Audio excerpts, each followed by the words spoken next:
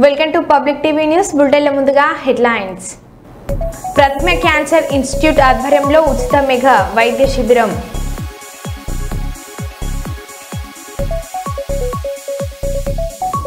భారీ కొండ చిల్వను హతమార్చిన యువకులు.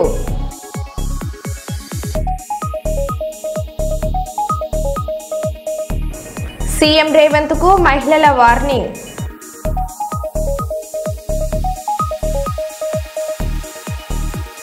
తల్లిని గొంతు కోసి దారుణంగా చంపిన కొడుకు కోడలు అరెస్ట్.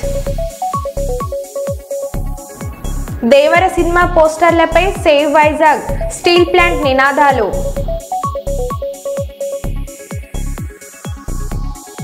అక్రమ నిర్మాణాల కూల్చివేతలో అపశృతి. దసరా నవరాత్రి ఉత్సవాలకు కలెక్టర్ డీఐజీకి ఆహ్వానం.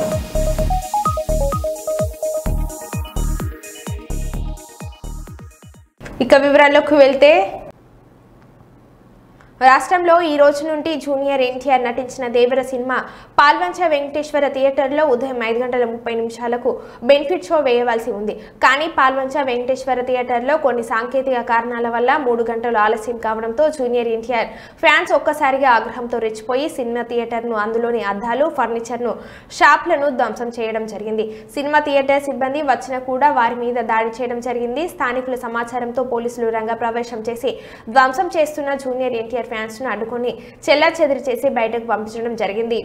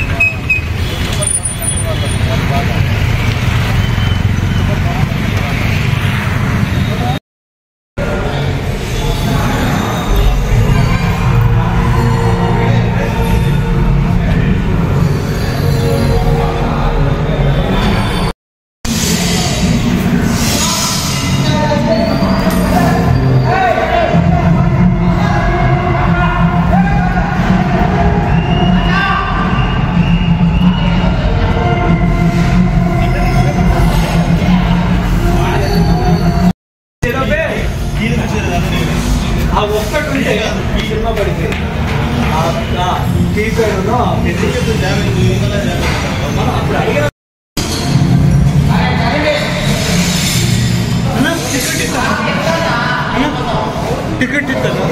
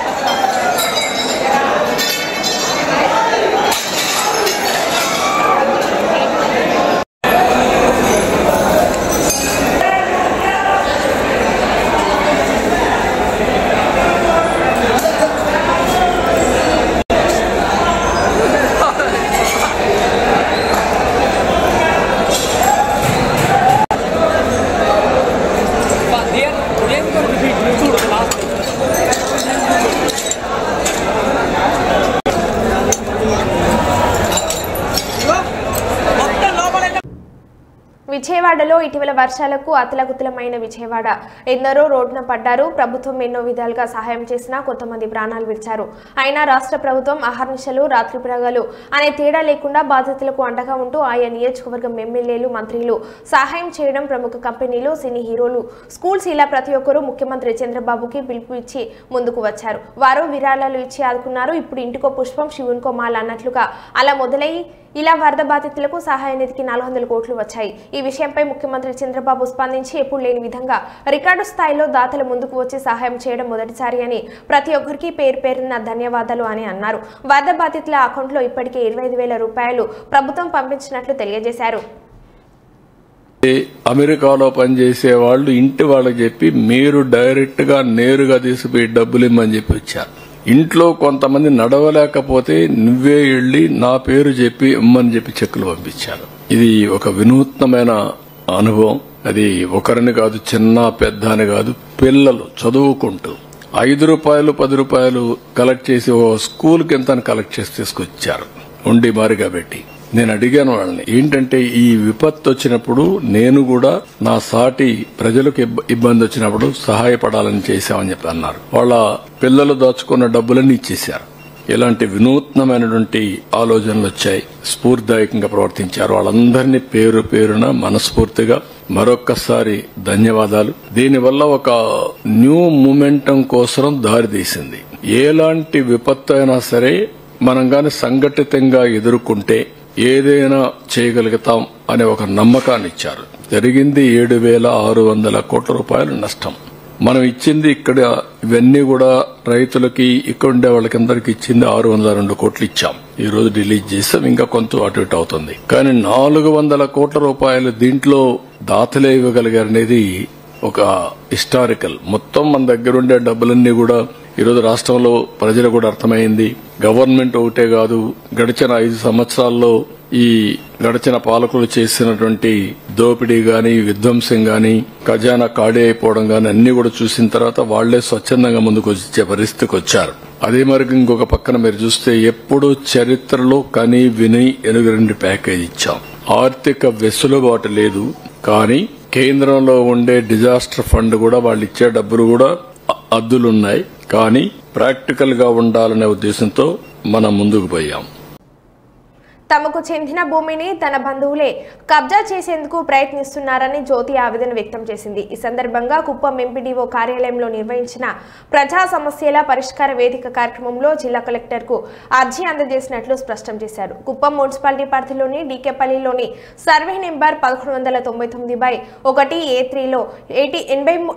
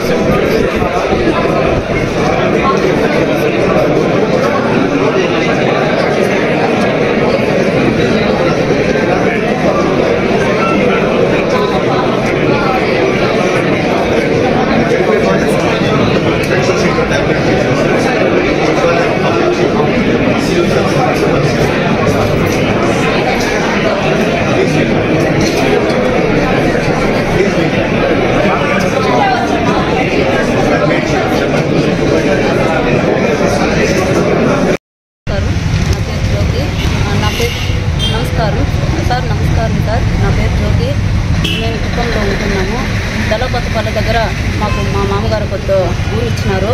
మేము మా ఆయన కూడా పుట్టిన వాళ్ళు 5 మంది అన్నదమ్ములు. వాళ్ళు ఏదో ఇంతవరకు మాకు ఏ సమస్య రాలేదు. ఇప్పుడు నేను మా ఆయన చనిపోయి 25 సంవత్సరాలు అయింది. ఏదో ఇప్పుడు నేను ఒంటరిదాను కాబట్టి ఏదో దాంతో ఇంతో ఒడ్లు నాటుకొని వ్యవసాయం చేసుకొని బతుకుంటామంటే ఇప్పుడు నా పర్మిషన్ లేకుండా నాకు రాళ్ళు నాటించి రోడ్డు వేసినారు. సర్వే ఎత్తుతాము మేము వాళ్ళు సర్వే ఎత్తినప్పుడు చెప్పినారు సర్వే ఎత్తుతా ఉండాము, మాది 10 సెంట్లు పోయింది అని. సరే నేను కూడా నా డౌట్ క్లియర్ చేసుకుంటాను, సర్వే ఎత్తుతాను. సర్వే ఎత్తే వరకు మా కొడుకు రావాలా, మా కొడుకు వచ్చిన తర్వాత మాట్లాడదామని సర్వే వాళ్ళతో చెప్పినాను. నేను చెప్పినా కూడా వాళ్ళు సరే సర్వే వాళ్ళు మేము వస్తామమ్మా, మేము సర్వే ఎత్తిపిస్తామన్నాను. సర్వేకి చలానా కట్టి 14 రోజులైంది. సరే వాళ్ళు రేపు వాయిదా ఇచ్చినారు, రేపు వస్తాము మేము సర్వే ఎత్తిస్తాము. వాళ్ళు అంతకు ముందనే వీళ్ళు మా భూమి పక్కన ఉండేవాళ్ళు వాళ్ళు రోడ్డు వేసి అంతా జేసీబీని పెట్టి మొత్తం రోడ్డు వేసి వదిలేసినారు. ఇప్పుడు మేము పోయి చూసిన తర్వాత మాకు చెప్పలే, రాళ్ళు నాటింది మాకు తెలీదు, మాకు రోడ్డు వేసింది మాకు తెలీదు. ఈ విధంగా నేను ఒక్కతే, నా అన్న వాళ్ళు నాకు ఎవరూ లేదు. ఏ సమస్య వచ్చినా నేను ఇన్ని రోజులు వాళ్ళ దగ్గర పోయి చెప్పుకుంటా ఉంటున్నా కానీ ఇప్పుడు సమస్య వాళ్ళయ్యి నాకు ఎదుర్కొంది. నేను ఒంటరిదానైనాను కాబట్టి నా వాళ్ళు ఎవరు లేదు, సపోర్ట్ లేదు కాబట్టి వాళ్ళు ఈ విధంగా చేస్తూ ఉంటారు. నాకు న్యాయం చేయాలని చెప్పి మరి పెద్దవాళ్ళని కోరి ప్రార్థిస్తున్నాను సార్. ఈ విషయము నేను ఇప్పుడు కలెక్టర్ సార్ గారికి కూడా నేను మొరపెట్టుకొని నేను ఈ అర్జీ నేను ఏదో ఇస్తా ఉన్నాను సార్. ఇచ్చాను సార్. అమ్మ ఎప్పుడుంది భూమి, నేను వచ్చి నీ పొలంలోకి చూస్తానమ్మా, నీ పొలం దగ్గర వచ్చి నేను చూసి నేను ఏదో ఒకటి చెప్తాను అని చెప్పి సారు కూడా మాకు చెప్పినారు. మాకు సార్ మేము అది కోరేది, నేను ఎందుకు ఈ లెటర్ కూడా ఈ అర్జీ కూడా ఎందుకు ఇస్తా ఉన్నానంటే నాకు మా ఆయన లేరు, నాకు ఉండేదే ఒక కుమారుడు ఒక పాప. వాళ్ళు ఇద్దరు పెళ్ళయ్యి వాళ్ళు తనిగా ఉన్నారు. నాకు సపోర్ట్ అంటూ లేదు. దాని నుంచి నాకు ఎవరు సపోర్ట్ లేని దానివల్ల, మా ఆయన లేని దానివల్ల నేను కలెక్టర్ గారికి నేను మొరబెట్టుకొని ఈ బాధ నేను చెప్పుకొని నాకు సపోర్ట్ చేయాలని, నాకు న్యాయం చేయాలని కోరి ప్రార్థిస్తున్నాను సార్. దేవరా సినిమా పోస్టర్లపై సేవ్ వైజాగ్ స్టీల్ ప్లాంట్ నినాదాలు. విశాఖ ఉక్కు ఉద్యమానికి జూనియర్ ఎన్టీఆర్ మద్దతు కోరుతూ జన జాగరణ సమితి విజ్ఞప్తి. కోట్లాది మంది అభిమానులు ఉన్న జూనియర్ ఎన్టీఆర్ విశాఖ ఉక్కు ఉద్యమానికి మద్దతు తెలపడం వల్ల ప్రభుత్వాల్లో తప్పనిసరిగా సంచలనం వస్తుందని ధీమం వ్యక్తం చేసిన జన జాగరణ సమితి విశాఖపట్నం రామటాకీస్ థియేటర్ వద్ద save Vizag steel plant, Visakha ఉక్కు ఆంధ్రుల హక్కు అనే నినాదాల పోస్టర్లను అందించిన జన జాగరణ సమితి నాయకులు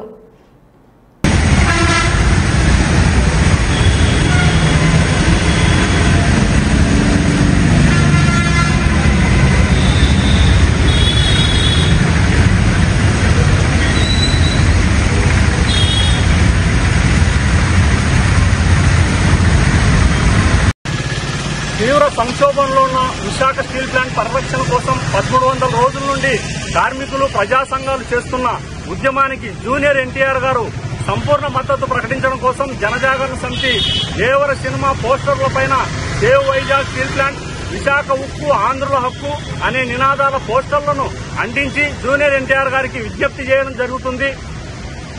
కోట్లాది మంది అభిమానులున్న జూనియర్ ఎన్టీఆర్ గారు విశాఖ ఉక్కు ఉద్యమానికి మద్దతు తెలపడం వల్ల ప్రభుత్వాల్లో తప్పనిసరిగా చలనం వస్తుంది. 32 మంది ప్రాణత్యాగాలతో సాధించుకున్న విశాఖ స్టీల్ ప్లాంట్ అనేది తెలుగు ప్రజల ఆత్మగౌరవం. ప్రస్తుతం తెలుగు ప్రజల ఆత్మగౌరవం ఆపదలో ఉంది. జూనియర్ ఎన్టీఆర్ గారి అభిమానులు విశాఖ ఉక్కు ఉద్యమానికి సంపూర్ణ మద్దతు ప్రకటించి తెలుగు ప్రజల ఆత్మగౌరవాన్ని కాపాడాలని ఈ సందర్భంగా జూనియర్ ఎన్టీఆర్ అభిమానులకు విజ్ఞప్తి చేస్తున్నాను. నల్గొండ జిల్లా నాంపల్లి మండల కేంద్రంలో వీరనారి చాకలి ఐలమ్మ జయంతి వేడుకల్లో పాల్గొని పూలమాలలు వేసి నివాళులు అర్పించిన మునుగుడు శాసనసభ్యులు కోమిటిరెడ్డి రాజగోపాల్ రెడ్డి.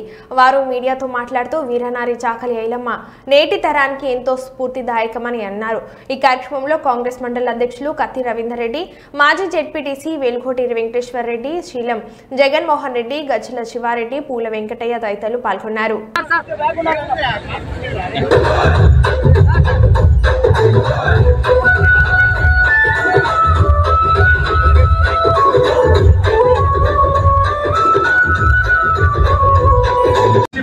దాదాపు 2 కోట్ల రూపాయలతో సీసీ రోడ్లు, డ్రైనేజ్ కూడా స్టార్ట్ చేస్తున్నాం. తప్పకుండా రాబోయే 6 నెలలు సంవత్సరం లోపలనే నాంపల్లి మండల హెడ్ క్వార్టర్ రూపురేఖలు మార్చాలన్న నిర్ణయంతో ముందుకు పోతున్నామని చెప్పి తెలియజేస్తూ గురి ఆనాడు గలం విప్పి పేదల పక్షాన ఒక మహిళగా ఆనాడు పోరాటం చేసి ఒక చరిత్రలో నిలిచిపోయిన వ్యక్తి, ఒక మహిళా నాయకురాలు, పోరాట యోధురాలు చాకలి ఐలమ్మ. బడుగు బలహీన వర్గాలకు సంబంధించిన ఒక మహిళ ఇంటి కూడా ఆనాడు అంత దూరం పోరాటం చేసి ప్రాణాలను సైతం లెక్కపెట్టకుండా పోరాటం చేసిందంటే నిజంగా ఈ రోజు మన మధ్యన లేకపోయినా సరే చాకలి ఐలమ్మ అనే ఒక మహిళగా మనం ఒక పోరాట యోధురాన్ని గుర్తించుకొని మన జయంతి రోజు మనం స్మరించుకొని ఒక కార్యక్రమం చేస్తున్నట్టు మనం అర్థం చేసుకోవచ్చు. ఎటువంటి రాగానే స్టార్ట్ చేయించాం. అదేవిధంగా నాంపల్లి పట్టణంలో రోడ్డు వెడల్పు కష్టమని చెప్పి దీనికి బైపాస్ 800 మీటర్లు శాంక్షన్ చేయించాం, 300 కోట్లు. అదేవిధంగా ఇప్పుడు నాంపల్లి పట్టణంలో రోడ్లు, డ్రైనేజ్ ప్రాబ్లం ఉంది. సీసీ రోడ్లు కాబట్టి 25 కోట్ల రూపాయలతో ప్రపోజల్స్ పోయినాయి. త్వరలో సపోర్ట్ చేసుకున్నాం. నాంపల్లి మండల హెడ్ క్వార్టర్లలో మురికి కాలువలు కానీ, రోడ్లు కానీ, మెయిన్ రహదారి కానీ 4 లైన్ చేసి స్ట్రీట్ లైట్ కూడా పెట్టమని చెప్తున్నాం. అదేవిధంగా కరెంటు సమస్యల గురించి మన విద్యుత్ శాఖ మంత్రులు భట్టి విక్రమార్క గారితో మాట్లాడి ఈ రాష్ట్రంలో ఎక్కడికి రాలేదు మన మునుగోడు నియోజకవర్గానికి 57 కోట్ల రూపాయల కరెంటు నిధులు వచ్చాయని చెప్పి ఈ సందర్భంగా చెప్తున్నాం. మనమే మనం ముష్టిపల్లి కాడ ఓపెన్ చేసుకున్నాం సబ్ స్టేషన్. ఇప్పుడు ఈ రోజు నర్సింగ్ కూడా చేస్తున్నాం. ఈ ప్రాంతంలో మహమదాపురంలో కూడా కొత్త సబ్ స్టేషన్ వచ్చే అవకాశం తీసుకొస్తాం. ఈ ప్రాంతంలో నాంపల్లి మండలంలో కరెంటు సమస్య అనేది లో వోల్టేజ్ సమస్య ఉండకూడదు, ఇళ్ల మీద వైర్ ఉండకూడదు, కరెంటు పోల్ షార్టేజ్ ఉండకూడదు. ఇటువంటి సమస్యలకు రాబోయే 1-2 నెలల్లో శాశ్వత పరిష్కారం చేస్తామని చెప్పేసి కూడా ఈ సందర్భంగా తెలియజేస్తూ, అదేవిధంగా ఇప్పుడు మనం ఇప్పుడే బస్ స్టాండ్ గురించి మాట్లాడుకున్నాం. ఈ మొత్తం నాంపల్లి పట్టణ ప్రజలు ఎన్నో రోజులు ఎదురు చూస్తుండ్రు Nampally head quarter bus stand కట్టాలని చెప్పేసి. మేమందరం కలిసి పొన్నం ప్రభాకర్ దగ్గర పోయిన మండల నాయకులు తీసుకొని ఆయన హామీ ఇచ్చిండు. త్వరలోనే ఆ సబ్ స్టేషన్ ఏరియా అవసరమైతే రెసిడెంట్ అధికారులతో మాట్లాడి బస్ స్టాండ్ కూడా ఏర్పాటు చేస్తామని చెప్పేసి కూడా. కర్నూలు పత్తికొండ ఆదోని ఎమ్మిగనూరు సబ్ డివిజన్లో దీర్ఘకాలికంగా ఉన్న పెండింగ్ కేసుల గురించి సమీక్షించారు. పోలీస్ స్టేషన్ల వారీగా కేసుల పెండింగ్కు గల కారణాలను అడిగి తెలుసుకున్నారు. గ్రామాలలో, పట్టణాలలో అల్లరి ముఖాలు, ఫ్యాక్షన్ చరిత్ర కలిగిన వారిపై గట్టి చర్యలు తీసుకోవాలని అన్నారు. ముందుగా బైండ్ ఓవర్ చేస్తూ వారి ప్రవర్తనపై భవిష్యత్తులో నిఘు ఉంచాలని అన్నారు. అలాంటి సంఘటనలు మళ్లీ పునరావృతం కాకుండా అవసరమైతే రౌడీ షీట్లు నమోదు చేయాలని అన్నారు. శాంతి భద్రతల పరిరక్షణలో గట్టి చర్యలు తీసుకోవాలని అన్నారు. రాబరీ, డెకాయిటీ వంటి గ్రేవ్ కేసులపై దర్యాప్తులు పకడ్బందీగా చేయాలన్నారు. కేసులు నమోదు చేసే విషయంలో నిజ నిర్ధారణ తీసుకోవాలని అన్నారు. బాధితుడికి న్యాయం చేయాలన్నారు. ప్రాపర్టీ చీటింగ్, సైబర్ ఫ్రాడ్ కేసులలో ఫిర్యాదులు వస్తే వెంటనే కేసులు నమోదు చేయాలన్నారు. నిందితులను ట్రేస్ చేయాలని అన్నారు. నిందితుల బ్యాంక్ ఖాతాలోని నగదు సీజ్ చేయాలన్నారు. రికవర్ చేసిన మొత్తాన్ని బాధితులకు అందజేయాలన్నారు. డీఎస్పీ స్థాయి అధికారులు ప్రత్యేక దృష్టి సారించాలి అన్నారు. గ్రామాల ప్రజలతో సత్సంబంధాలు పెంచుకోవాలన్నారు. మంచి పేరు తెచ్చుకోవాలన్నారు. సంఘర్షణలు, గొడవలు జరగకుండా కౌన్సిలింగ్ నిర్వహించాలని తెలిపారు. కాంగ్రెస్ పార్టీ ఇచ్చిన హామీలు అమలు చేసేదాకా పోరాటం కొనసాగిస్తాం. కులగణన ప్రక్రియ వెంటనే చేపట్టకపోతే మళ్లీ ఆమరణ నిరాహార దీక్ష చేస్తామని హెచ్చరించిన బీసీ ఆజాదీ యూత్ ఫౌండేషన్ జాతీయ అధ్యక్షులు జక్కని సంజయ్ కుమార్ మీడియాకు తెలిపారు. కాంగ్రెస్ పార్టీ కామారెడ్డిలో బీసీలకు ఇచ్చిన హామీలు అమలు విషయంలో ఎందుకు జప్యం చేస్తుందో ముఖ్యమంత్రి రేవంత్ రెడ్డి వెంటనే సమాధానం చెప్పాలని, కామారెడ్డిలో బీసీలకు ఇచ్చిన హామీలైన ప్రతి సంవత్సరం 20,000 కోట్ల రూపాయల బడ్జెట్ విడుదల చేస్తామన్న మాట విషయంలో మోసం జరిగిందని, రాష్ట్రంలో కులగణన చేపట్టి స్థానిక సంస్థలో బీసీలకు 42% వాటాను పెంచుతామన్న హామీ అమలు చేయాలని బీసీ ఆజాదీ యూత్ ఫెడరేషన్ జాతీయ అధ్యక్షులు జక్కని సంజయ్ కుమార్ అన్నారు.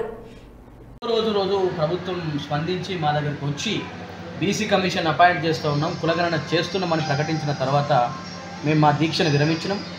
6వ తారీఖు నాడు బీసీ కమిషన్ అపాయింట్ చేసినటువంటి రాష్ట్ర ప్రభుత్వం నిరంజన్ గారు చైర్మన్గా ఉన్నారు. ఇలా 26వ తారీఖు అయితే ఉన్నది. 20 రోజులైనా కూడా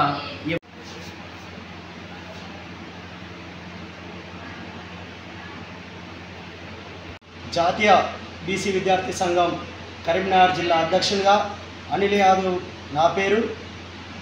బీసీలకు అందవలసినటువంటి హక్కుల గురించి కానీ, రిజర్వేషన్ గురించి కానీ, కామారెడ్డి బీసీ డిక్లరేషన్ గురించి కానీ, అనేకమైనటువంటి హక్కుల గురించి బీసీ ఆజాదీ యూత్ ఫెడరేషన్ జాతీయ అధ్యక్షులు జక్కని సంజయ్ కుమార్ గారు ఆమరణ నిరాహార దీక్ష చేయడం జరిగింది. దీనికి మద్దతుగా బీసీ విద్యార్థి సంఘం తరపున, యువత తరపున నేను పూర్తి స్థాయిలో మద్దతు ఇస్తున్నాను. ఒకవేళ మా విద్యార్థులకు అందవలసినటువంటి హక్కుల గురించి కానీ, మరి బీసీలకు అందవలసినటువంటి హక్కులు అమలు చేయని ఏడల ఈ బీసీ ఉద్యమాన్ని మరింత బలోపేతంగా ముందుకు తీసుకెళ్తామని ఈ సందర్భంగా రాష్ట్ర ప్రభుత్వానికి నేను హెచ్చరిస్తున్నాను. లేని వెంటనే రాష్ట్ర ప్రభుత్వం స్పందించి మాకు అందవలసినటువంటి హక్కులను అమలు చేయవలసిందిగా ఈ సందర్భంగా నేను తెలియజేస్తున్నాను. నా పేరు అనిల్ యాదవ్, బీసీ విద్యార్థి సంఘం కరీంనగర్ జిల్లా అధ్యక్షులు. 1200 అమరుల త్యాగాల సాక్షిగా బహుజన అస్తిత్వం కొరకై బీసీ జనగణన ప్రకారంగా వాస్తవానికి 52% ఉన్న బీసీలకు వారి హక్కు రిజర్వేషన్ అన్నది కలవకపోవడం, మరే విద్యార్థుల బతుకులతోటి చెలగాటం గత 10 సంవత్సరాలు కేసీఆర్ పాలనలో దగులుబాజీ పాలన కొనసాగింది.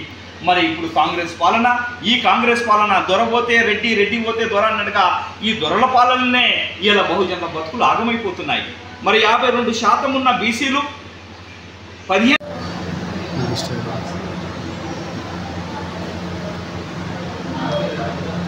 తెలంగాణ రాష్ట్ర ప్రజలందరికీ కూడా సామాజిక ఉద్యమ వందనాలు తెలియజేస్తూ, ఉద్యమాల పురిటిగడ్డ కరీంనగర్ జిల్లాలో ఈరోజు బీసీ ఆజాదీ యూత్ ఫెడరేషన్ ఆధ్వర్యంలో ఈ యొక్క పాత్రికేయ పెద్దల సమావేశం నిర్వహించడం జరుగుతున్నది.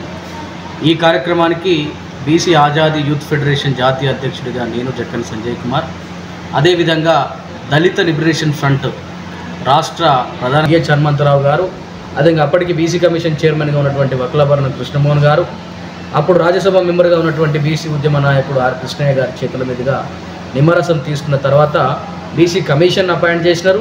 అదేవిధంగా ఏఐసిసి కూడా స్పందించి రాష్ట్రంలో పెరుగుతున్నటువంటి బీసీ ఉద్యమాన్ని దృష్టిలో పెట్టుకొని అయింది. ఇవాళ కాంగ్రెస్ పార్టీ అంటేనే కమిటీలు, కమిషన్లు, కాలయాపన అని ప్రతి ఉద్యమంలో నిరూపణ అయింది. ఇవాళ బీసీల ఉద్యమంలో కూడా అజయ్ తెలుసుకున్నారా? నిరంజన్ కమిషన్ ఎందుకు దీని మీద స్పందించడం లేదో ముఖ్యమంత్రి రేవంత్ రెడ్డి గారు వెంటనే స్పందించాలని నేను ఇవాళ కరీంనగర్ వేదికగా నేను డిమాండ్ చేస్తూ ఉన్నా ముఖ్యమంత్రి గారిని.